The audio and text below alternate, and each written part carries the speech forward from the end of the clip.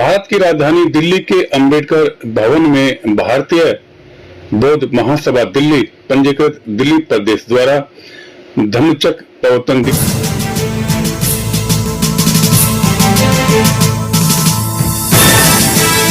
दिवस बड़े ही उत्साह और श्रद्धा भाव से मनाया गया। कार्यक्रमों में अपार भीड़ थी। तमाम लोग टाइम से पहले ही आकर के अपना अपना स्थान ग्रहण कर चुके थे और आप सामने देख पा रहे हैं किस तरह की भीड़ अंबेडकर भवन में थी।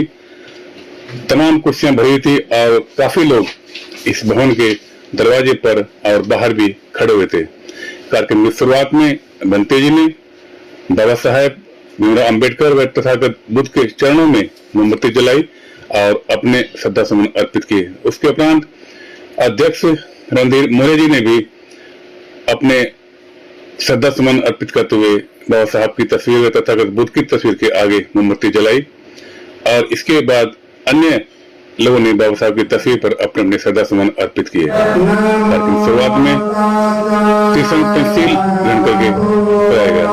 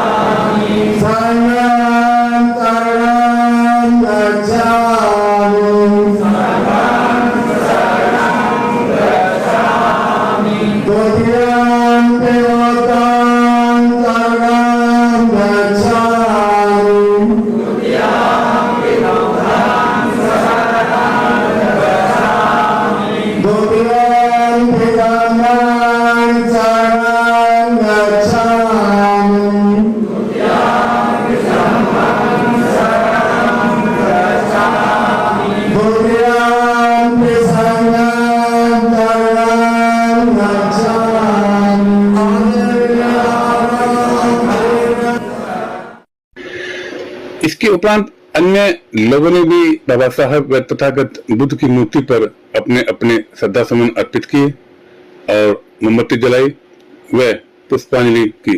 सामने देख पा रहे हैं कि लोग लगातार, क्या महिलाएं क्या पुरुष, सभी ने बाबा साहब व तथागत बुद्ध की तस्वीर के आगे अपने अपने श्रद्धा सुमन अर्पित किए और श्रद्धा सुमन अर्पित करने का सिलसिला काफी देर तक चलता रहा। आप सामने देख पा रहे हैं बच्चे, बड़े, बूढ़े, महिलाएं, पुरुष सब। उसके बाद फिर बंते जी ने धम्मचक्र प्रवर्तन दिवस के बारे में लोगों को जानकारी दी और यहाँ बैठे तमाम लोगों ने उस जानकारी को बड़े ही ध्यान से ग्रहण किया। सबने बंते जी की बातों को बड़े ही ध्यान से सुना और धम्मचक्र प्रवर्तन दिवस की महत्ता को बताते हुए बंते जी ने वहां बैठे तमाम लोगों को इसकी महत्वपूर्ण जानकारी देते हुए सबने सुना और सबको सुनाया ताकि धम्मचक्र प्रवर्तन दिवस का महत्व लोग समझ सके। इसके बाद कार्यक्रम में एक एक करके आए हुए तमाम विशिष्ट मेहमानों, वक्ताओं ने अपने विचार रखे और इसके बीच कुछ लोगों को सम्मानित करने का सिलसिला भी लगातार चलता रहा। जैसे जैसे कार्यक्रम आगे बढ़ रहा था वैसे वैसे लोग मंच पर आ रहे थे और अपने अपने विचार रख रहे थे। धम्मचक्र प्रवर्तन दिवस की महत्वता और तथागत बुद्ध का हमारे जीवन में कितना महत्वपूर्ण योगदान है, इसको लेकर के सब लोग मंच से अपने अपने विचार रख रहे थे। इसके उपरांत आए हुए अन्य कुछ और लोगों का भी मंच पर लगातार स्वागत किया गया। सामने देख पा रहे हैं रणधीर मोरे जी और अन्य साथी मिलकर के जो विशिष्ट मेहमान मंच पर थे या सामने भी थे उनको एक करके मंच पर बुलाया गया और सबका सम्मान किया गया। कार्यक्रम के अंत में भारतीय बौद्ध महासभा दिल्ली प्रदेश के अध्यक्ष रणधीर मोरे जी ने उनमें से अपने विचार साझा किए। और सभी जानते कि अगर कोई कार्यक्रम होता है तो उसमें सभी को मौका नहीं मिल पाता, कोई लोग रह जाते हैं और नाराज भी हो जाते हैं कि मुझे मौका नहीं मिला, तो उसके लिए मैं पुनः माफी चाहूंगा। और दूसरी बात आज शायद आप लोग भी खुश होंगे कि काफी समय बाद ये हॉल फुल हो गया और लगेगी 25 के अंदर ये आप सभी को, सभी क्षेत्रों के पदाधिकारियों को, केंद्रीय पदाधिकारियों को और दिल्ली पुलिस के पदाधिकारियों को, बहुत बहुत साधुवाद, बहुत बहुत मंगलकामनाएं कि उन्होंने इतनी मेहनत करी है। और हमारे जो महासचिव होते हैं उन्होंने भी बहुत मेहनत करी है, तो इसके लिए उनको भी बहुत बहुत साधुवाद है। और इसके साथ ही जो आज विरोधन हो रहा है वो उनकी अपनी समझ है। मेरा मानना है कि जो हम बोलते हैं वो किताबों में लिखा, हमारे ग्रंथों में लिखा, और अपनी विचार बताइए कि हमारे विचार क्या है। बाबा साहब ने ये कहा, भगवान बुद्ध ने ये कहा, बाबा साहब ने ये कहा, उन्होंने हमारे ये कहा, सब जानते हैं। भाई आपने क्या किया, मेरी बात है कि आपने क्या किया समाज के लिए, वो बात माने रखती है। और आगे हम क्या कर सकते हैं वो बात करने वाली बात है। वो हम कभी नहीं कहते बस भगवान को ये बोल दिया, ये कहा, उसने वहां गलत क्या कर दिया, ज्ञान प्राप्त कर लिया। तो इसके साथ ही हमने ये भी पढ़ना चाहिए कि भाई हम क्या कर सकते हैं और उसको हम क्या चल के क्या कर सकते हैं। हमारे सूर्य प्रकाश जी बैठे, मैं हमेशा कहता हूँ कि मैं 3 मिनट पहले 3 मिनट से ज्यादा हम लोग बर्दाश्त नहीं कर सकते। अगर 3 मिनट से ज्यादा तक आदमी बोलता है तो हम कोई टॉयलेट जा रहा है, कोई पानी पीने जा रहा है, कोई खाना खाने जा रहा है, उनका शुरू हो जाता है। जो इसका मतलब है कि हमारे अंदर सहन शक्ति नहीं है, हम किसी को बर्दाश्त नहीं कर सकते। क्योंकि हमें ज्ञान ही नहीं है, सुनने की हमारी सहन शक्ति खत्म हो जाती है। हम सिर्फ सुना सकते हैं लोगों को, सुन नहीं सकते। और सुनने का केवल जो विपස්සना करता है, विपස්සना करने वाला आदमी हमेशा सुनता है। तो मैं ज्यादा नहीं कहूंगा और मैं सभी का तय होगा कि खाना खाने का क्या जाके बच्चा नहीं मुझे पता नहीं है। तो आप लोगों के लिए भी हमें याद रख लिया और खाना आगे होगा। तो अगर ऐसा हो जाए तो मैं उसके लिए भी माफी मांगूंगा। तो मैं सभी का बहुत बहुत साधुवाद देता हूँ, सब कार्यकारिणी का। दूसरी बात जो हमारे लोग के अतिथि थे, जो विधायक है आके और आके उन्होंने बोला था आने के लिए, हम नहीं मिले और ले गए। तो लेकिन वो किसी काम से आउट ऑफ कंट्री चले गए, तो उससे नहीं आ पाए। और साथ में हमारे जो राष्ट्रीय अध्यक्ष हैं संदेश सिंह मोदी, वो भी किसी काम से नहीं आ सके। उनके लिए भी हम सभी मैं सबसे माफी चाहूंगा कि आज उनकी उपस्थिति नहीं हो सकी। जबकि आज एक साथ होते तो बहुत खुश होते कि भाई दिल्ली प्रदेश कुछ काम कर रहा है, अच्छा काम कर रहा है, कि उनको ये लगता है कि भाई जो उन्होंने गठन किया है वो गलत नहीं है। तो मैं पूरे सभी को दिवस सभी को बहुत मंगल कामना देता हूँ।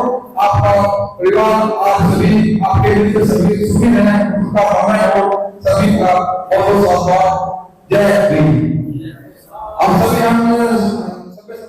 इसके उपरांत आए हुए कुछ महिलाओं ने अपने गीतों की प्रस्तुति दी। कार्यक्रम के अंत में दिवस आपने मनाया और भारतीय बौद्ध महासभा दिल्ली प्रदेश दिल्ली के तमाम अधिकारियों ने मेरे से बात करते हुए अपने विचार को जिस तरह से साझा किए। सभी आपके चैनल को देखने वाले, सुनने वाले सभी को नमो बुद्धाय, जय भीम। तो आज जो धम्मचक्र प्रवर्तन दिवस मनाया जा रहा है भारतीय बौद्ध महासभा दिल्ली प्रदेश द्वारा, वो वाकई में आज ऐतिहासिक था, क्योंकि कम से कम कई सालों बाद हम इतनी भीड़ देख रहे हैं। और ये जो भीड़ हो रही है ये इसका नतीजा है कि भाई लोगों का रुझान भारतीय बौद्ध महासभा दिल्ली प्रदेश की ओर अधिकतर हो रहा है, जिसके कारण आज हमारे जो जोन है, चाहे वो साउथ का हो, चाहे सादरा का हो, चाहे पटपड़गंज का हो, चाहे एनसीआर का हो, चाहे वो हमारा पश्चिम उत्तर प्रदेश का हो, सभी के सब अगर बस लाए अधिकतर, और जो बस नहीं लाया वो बस से ज्यादा लोगों को साथ में लेके आए, ताकि जो हमारा जो धम्मचक्र प्रवर्तन दिवस है ये इतनी ज्यादा सक्सेस हुआ कि इसका हमें भी खुद उम्मीद थी, मुझे ये उम्मीद थी कि ये भर जाएगा। लोगों को भारतीय बौद्ध महासभा का को पहुंचाने के लिए घर घर जाना पड़ता है, उनको घर घर तक उनको हमने मेहनत करी है कि उनके जो हमारा मैसेज है भारतीय बौद्ध महासभा दिल्ली प्रदेश का, वो घर घर तक गया है। लोगों को व्हाट्सएप के द्वारा या फिर उनके जो हमारा हैंडबिल छपा था उनके द्वारा, जहां जहां जो हमारे पदाधिकारी हैं, चाहे वो किसी भी क्षेत्र के हों, चाहे किसी भी जोन के हों, उन्होंने सबने पूरी मेहनत करी है और ये उनकी मेहनत का नतीजा है कि हम लोग सक्सेस हुए। अभी आपने जंतर मंतर पे देखा होगा कि वहां युवा इकट्ठे हुए, लेकिन सारे के सारे जो, उसमें ये नहीं कहता हूं कि भाई उसमें कोई धर्म या जाति का वो था, लेकिन वहां भी बाबा साहब के नारे लगे हैं जी। तो इसका मतलब है लोग समझते हैं, बच्चे हमारे जो समझ रहे हैं कि भाई हाँ, हमें ये जो हम यहाँ आज हैं किसकी वजह से हैं, किसके कारण हुआ, तो वो उस सबका उनका झुकाव है और वो उसके झुकाव को देखते आगे बढ़ रहे हैं। कि आज जो हमने धम्म चक्र बनाया गया है, ये हमारा धम्म का एक चक्र, कैसे कहते हैं, धम्म का चक्र स्टार्ट करा गया। भगवान बुद्ध ने जब ज्ञान प्राप्त किया था तो उन्होंने कहा, सोचा कि भाई मेरे ज्ञान प्राप्त हो गया, अब मैं किसको दूं, क्या करूं इसका। तो उन्होंने याद आया, उनके साथ जो 5 उनके जो अपने साथी थे, जो हम तपस्या कर रहे थे, तो उनको याद आया कि भाई उनको वो पता नहीं कहाँ होंगे। जो वहां से निकले तो उन्हें वाराणसी में, सारनाथ में वो लोग आते दिखाई दिए। जैसे वो आते दिखाई दिए, जैसे मैंने अभी कहा था किताबों की बातें हैं, तो उन्होंने ये देखा कि अरे वो यो आ गया, ये उठकर भाग गया था हमारे पास से, ये हमें छोड़कर भाग गया था। लेकिन जैसे जैसे वो लोग भगवान बुद्ध के नजदीक आते गए, उनका विचार बदलता चला गया और वो उनको नमस्तक हो गए। और भगवान बुद्ध ने अपना जो पहला उपदेश दिया था धर्म को फैलाने के लिए, उन 5 वर्ग के भिक्षु को दिया गया कि भाई अब मैंने ज्ञान प्राप्त हुआ, मैं तुम्हें दे रहा हूं, तुम इसको चारों दिशाओं में से फैलाओ। और उसी दिन से धम्म चक्र प्रवर्तन दिवस के नाम से जाना जाता है कि आज से हमें धर्म मिला था भगवान बुद्ध से। धम्म चक्र प्रवर्तन दिवस मनाने का मतलब कि लोगों में जागृति फैलाई जाए कि आज के दिन ही भगवान बुद्ध ने हमें जो धर्म दिया था उसको आज से स्टार्ट हुआ था, और आज हम जहां बैठे हैं उसके द्वारा ही, भगवान बुद्ध के द्वारा हम जो संदेश दिया था उसी को फैलाने के लिए भी हमारा प्रयास होता है कि भाई हम धर्म को, जैसे भगवान बुद्ध ने हमें धर्म दिया है कि भाई हम तुम सब वो करो, अपने पंचवी को दिया था फैलाने के लिए, तो हम भी यही काम कर रहे हैं कि भगवान बुद्ध के धर्म को हम आगे फैलाना चाहते हैं। जितना ज्यादा फैलेगा उतना ज्यादा लोगों का कल्याण होगा, लोगों का भला होगा इसके अंदर। बुद्ध धर्म में जो है हमें सैक्रिफाइस करने होंगे, मेहनत करनी होगी, तब जाकर के जो आप बात कह रहे हैं उन बातों का प्रभाव जो है जमीन पे दिखाई देगा। जैसे आज धम्मचक्र परिवर्तन है दिवस, तो इसमें क्या होता है कि हमें पुनर्समर्पित करना होता है, पुनर्अवलोकन करना होता है कि हम सील में कहाँ जो है कम रह गए हैं, सील में कैसे समृद्ध होंगे, और जो धम्म चक्र की गति है उस पर ध्यान देना होगा कि इतिहास में कब कब इसकी गति तीव्र हुई और उनसे प्रेरणा लेकर के उसकी गति तीव्र करने में हम क्या सहयोग आज कर सकते हैं। जैसे तथागत ने बताया, यो धम्म पश्यति सो मम पश्यति, यो मम पश्यति सो धम्म पश्यति। तो धम्म जो है सील को धारण करने से, सील को जीवन में उतारने से आपको जो है धम्म का लाभ होगा, तुरंत लाभ होगा। ठीक है, वर्तमान में हमें देखना है कि कहाँ हमारी कमी है और इससे प्रेरणा लेकर के हमें समर्पित करना होगा, आज प्रयास करने होंगे, और इसमें आपको गति जो है फिर जमीन पे, ग्राउंड पे दिखाई देगी। अब जो बुद्ध विहार में चर्चा होती है, जो बुद्धा एंड हिज धम्मा है, जो ओरिजिनल बुक है, उसका पाठ होता है, उस पाठ को किसी को समझ में कैसे आया उसको वहां बताया जाता है।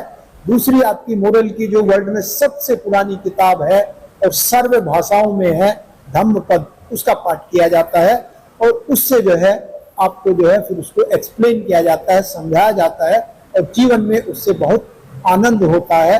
मैं 2016 से इसमें जुड़ा हूँ और मेरे जीवन में बहुत फर्क पड़ गया है, और इसका जो है प्रभाव जो है वो धम्म का ही प्रभाव है।